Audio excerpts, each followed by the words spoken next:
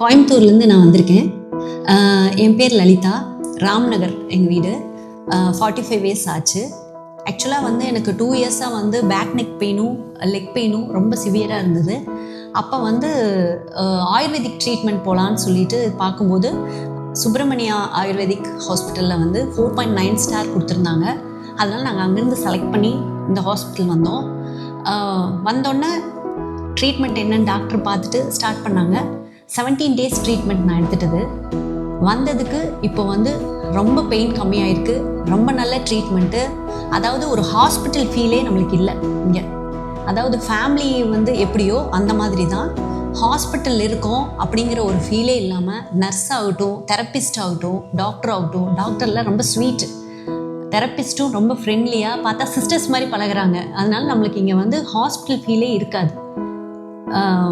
அப்புறம் பெயின் நல்லா கம்மியாயிடுச்சு. ரொம்ப ஹாப்பி.